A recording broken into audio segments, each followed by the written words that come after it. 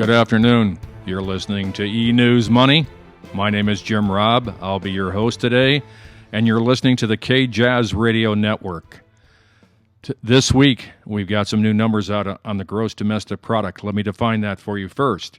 Gross domestic product. It's a total dollar value of all goods and services of products over a specific period of time. So an example would be, is it quarter over quarter? Is it year over year? What we have today is we have a growth in the gross domestic product that was reported by U.S. News of 1.7%.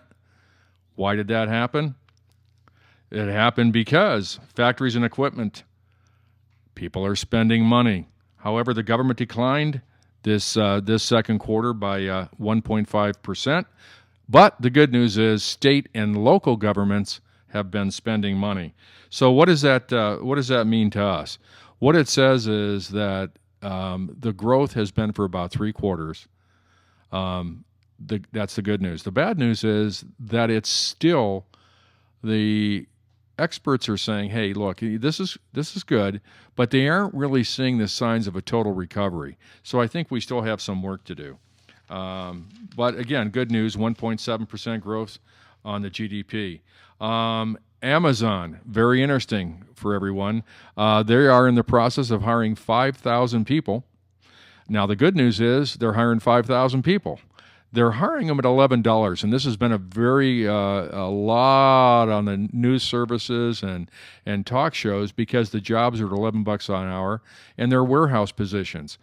Now, if you take a look at that and you say, well, is that bad or good? I'm not here to comment on that. What I'm here to tell you is it's 30% over the minimum wage, and it's a place to start. And let's say this, it's 5,000 jobs. Do we wish they were paying $50,000 a year? Sure. But let's give Amazon some credit for hiring 5,000 people. And the Consumer Confidence Index has fallen from 82.1% to 80.3%. One thing here, positive note, U.S. home prices have risen 12.2%, and that's the best in 6 years. I'm going to spend about 2 minutes on this next item because I'm a believer. Facebook shares soaring in second quarter gains from mobile advertising, which people didn't think they'd be able to do.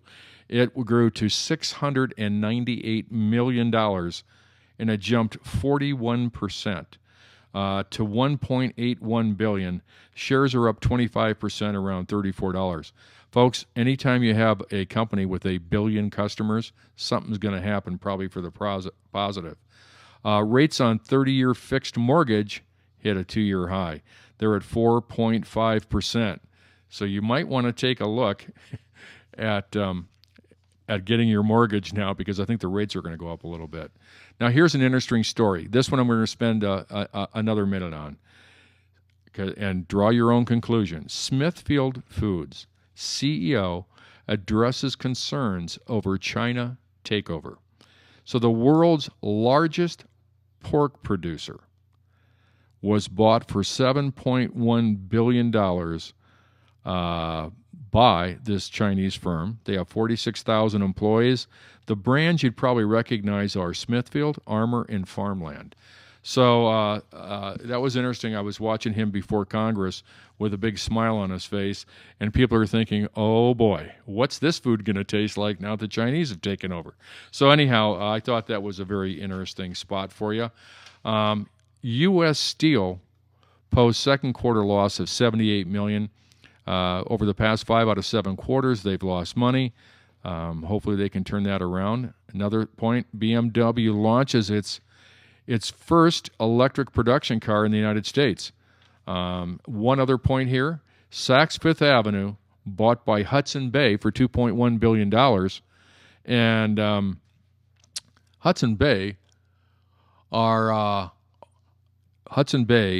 is the largest company in North America, or I'm sorry, was the first company in North America, was Hudson Bay. So thank you very much.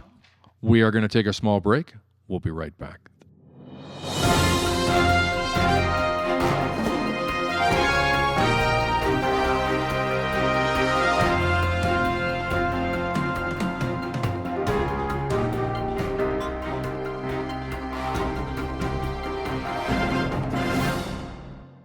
Welcome back.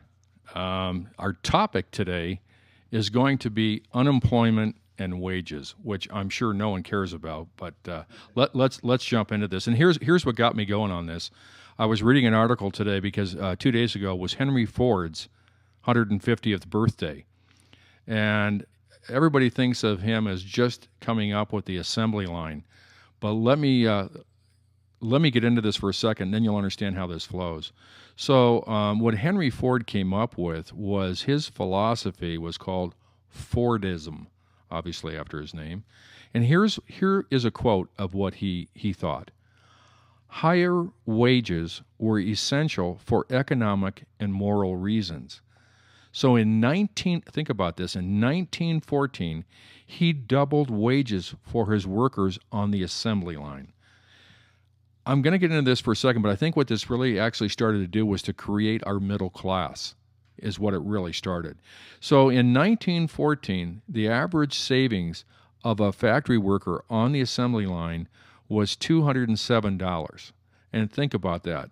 In 5 years, if you stayed with Ford Motor Company, your savings would be $2,111.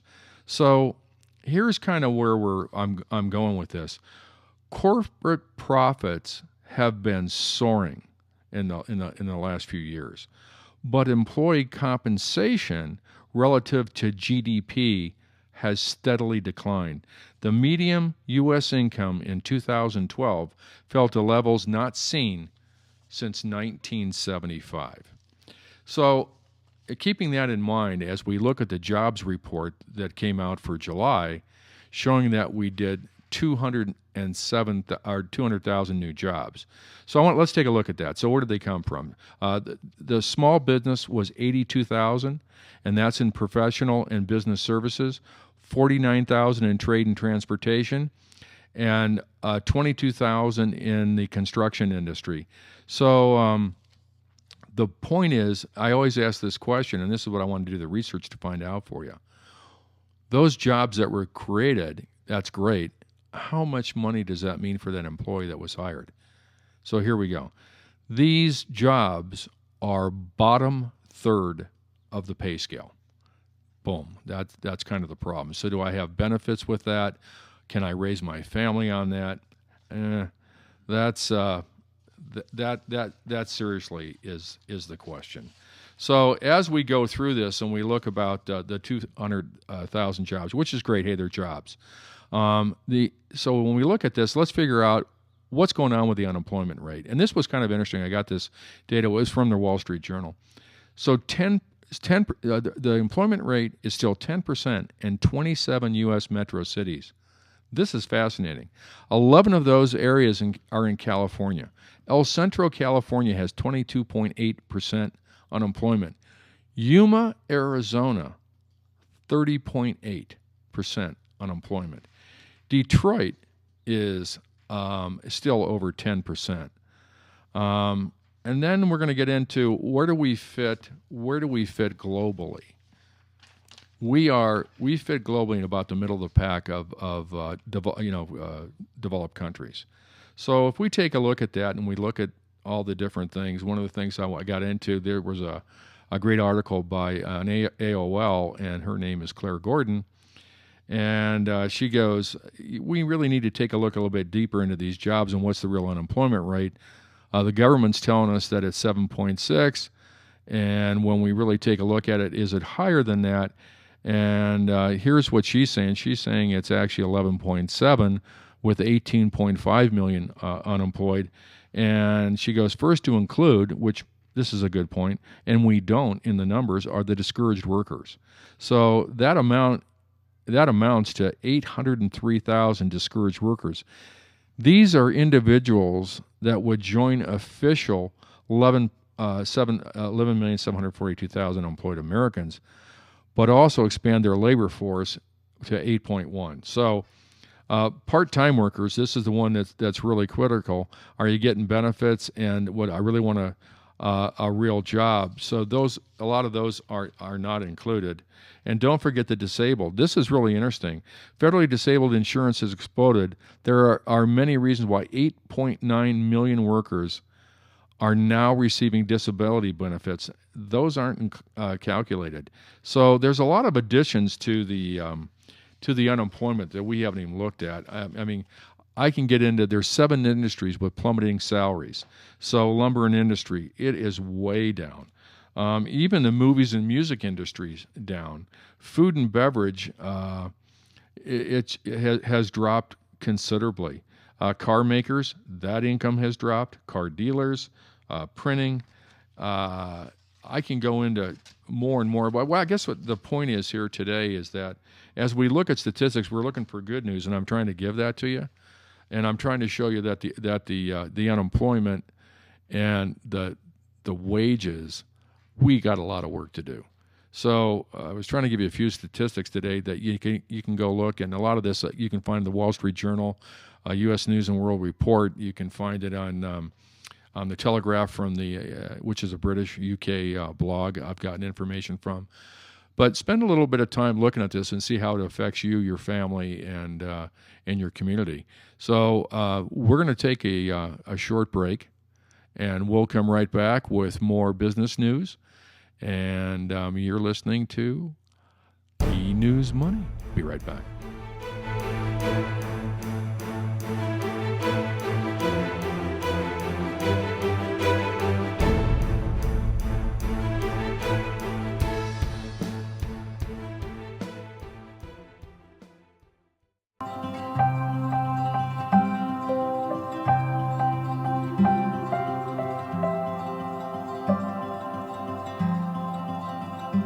On Saturday, August 17th, the incredible Barnaby Bright come to Prescott Center for the Arts, Stage 2, for an intimate and exciting concert. Go to www.folksessions.com for more info. Relief through its curtains and tile square.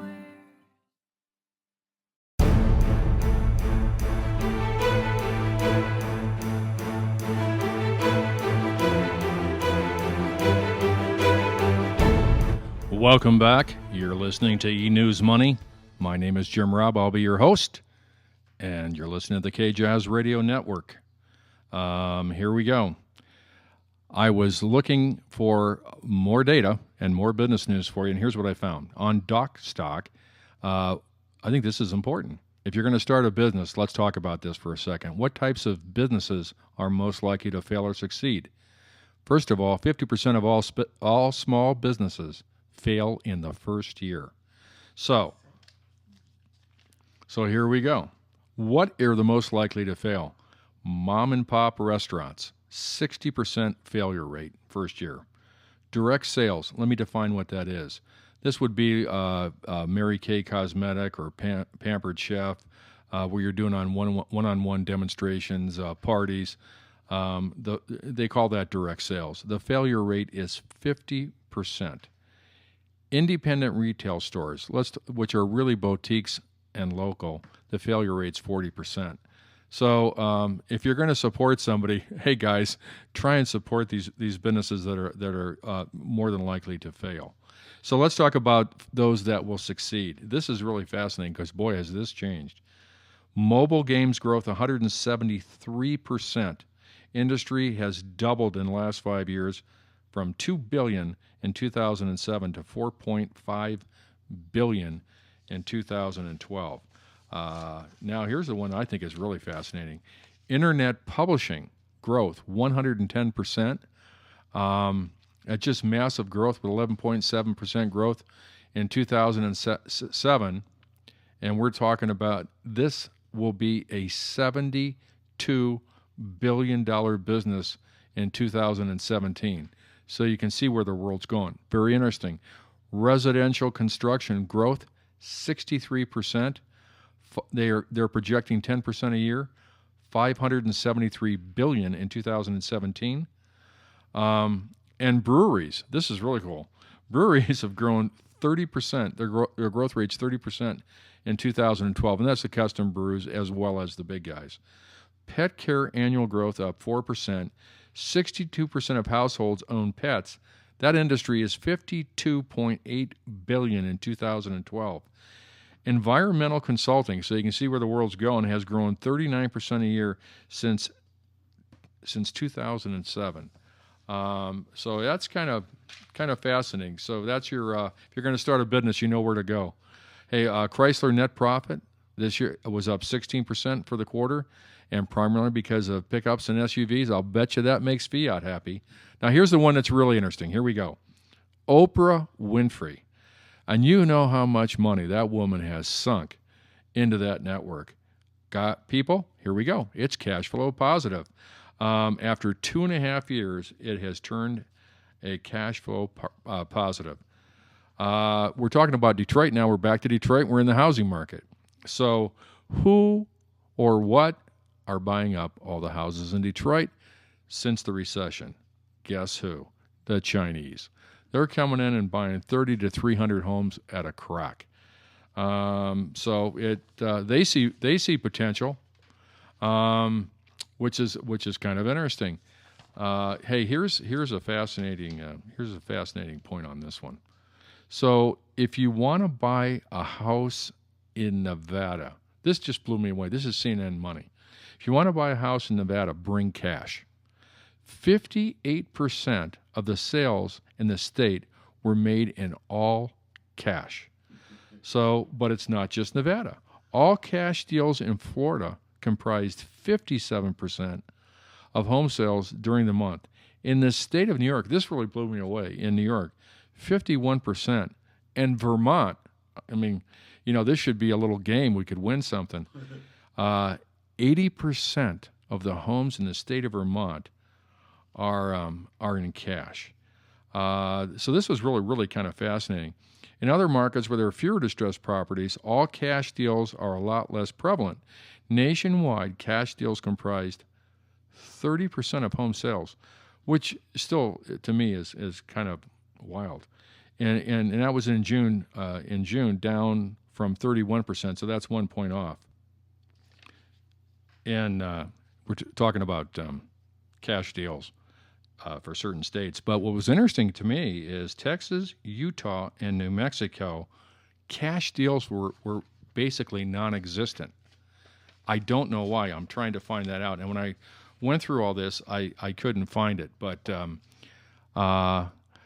so let's look at some cities and figure out what cities are all cash deals. This is really kind of fascinating. So I'm going to do it by city, and we'll get back in a couple other statistics that I think are kind of fun. Miami, Fort Lauderdale, 64% cash. Las Vegas, 62% cash. Tampa, 58% cash. Detroit, they need it, 56% cash. Orlando, 53%.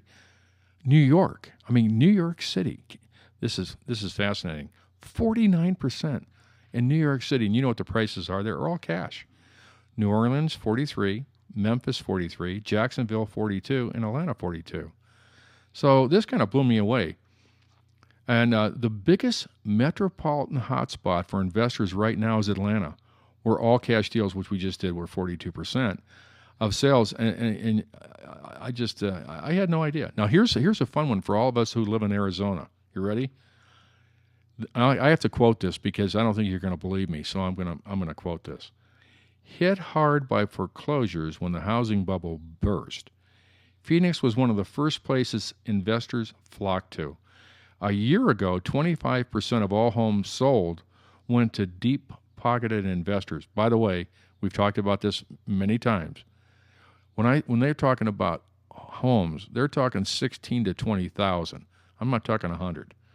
So if we take a look at that, in June, that percentage dropped to 13%, which is good because that means hopefully it's single-family homes are being bought, and had the lowest priced of prime properties had already been sold. So here's a quote. This is a quote. This is what I love. It goes into 10 big booming cities. Here we go. Quote unquote. This is again. Prices in Phoenix are just too high right now, said Tanya Marischal, founder of Team Investments, a real estate investment firm based in the area. Last year, I could buy a foreclosure needing just new carpeting and a paint job for $80,000, put $5,000 into it, and flip it for $120,000. Can you believe that? Okay. And places like Florida got hit as hard as Arizona did, and it's the same thing. They're having this mass comeback, and so when you're talking about flipping properties, it just kind of blew me away to get into some of this this cash that's coming in. Not sure where it's where it's coming from. Oh, here we go. So New York metro area is also something of a special case at Bloomquist. Not only are there large numbers of international buyers, but there's also very limited inventory for home sales right in the high demand areas of Manhattan and Brooklyn. By the way, most of these are international buyers that come in with cash. So, hey, we're going to jump into savings now. We're done with the real estate. We're off. This article in CNN Money blew me away. Americans favor cash over stocks for long-term investments. Now, you've seen a market that went from 6,000 to 15,000. Don't ask me why. I don't have a clue. But when we look at this, I want to give you some data here, which is really kind of interesting. When it comes to money, they won't need more than they won't need for more than a decade. 26% of Americans prefer cash for their long-term investments, edging out stocks, bonds, gold, and real estate, according to the Bankrate survey of more than 1,000 U.S. adults. I just thought that was kind of a fascinating statistic, just from the standpoint of for a return. If you look at what you're getting on your money, I don't know if any of you have been around that, but it is not very much. So one other point that we looked at in July was that gold just jumped 25%. It's up over $1,300 an ounce. And so it was interesting because gold jumped. We're looking at the savings that people still want to just have cash, and I thought, wow, that's really interesting.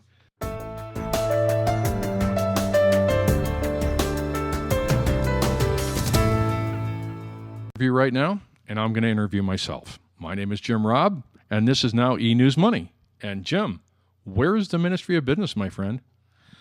The Ministry of Business, Jim, has moved over to be eNewsMoney. We will be part of eNewsMedia, which you'll be able to go to the site shortly, which is part of eNews AZ, Prescott eNews, Chino Valley eNews, and eNews Real Estate. So you can see that we are in the process of building a media company, and pretty excited to have the eNewsMoney radio show as part of that. So, Jim, what's the show going to be about, and why would I care? It will be everything from part business to part news to part interviews with people that we think would be interesting and add value. And this show, I really, really want it to be about the listeners and trying to give you fast information and data that can help you with your daily lives or your business lives. So we'll investigate everything from personal finance through business. So I think it's going to be kind of exciting. We're looking forward to it. It's a new format, and I've got to get used to it. And I'm going to be I'm excited about it. I think eNewsMoney will really be about the listener, and we will go into topics that have value for you, and try and make this half an hour go fast, be informative, be entertaining. And when you walk away, you go, hey, I didn't know that. And if you walk away and say that, it's a good day. I want to thank everybody for listening to the show today. But here's the deal. If you need to get a hold of me, I'm in the process of putting up the new site, which will be eNewsMoney.com. For right now, you can contact me at eNewsMedia.us, jrob@eNewsMedia.us. Same phone on there if you want to contact me. And I'm hoping in the next few weeks to have our new eNewsMoney website up. So I want to thank everybody. I hope you enjoyed the show today. Many more to come, and let's have some fun next Saturday. I'm still going to say the same thing I did on the Ministry of Business.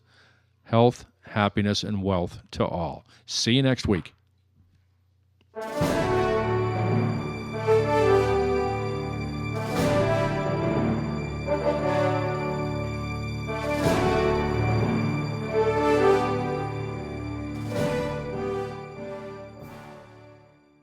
eNewsMoney is produced by the Folk Sessions Productions for the KJazz Radio Network.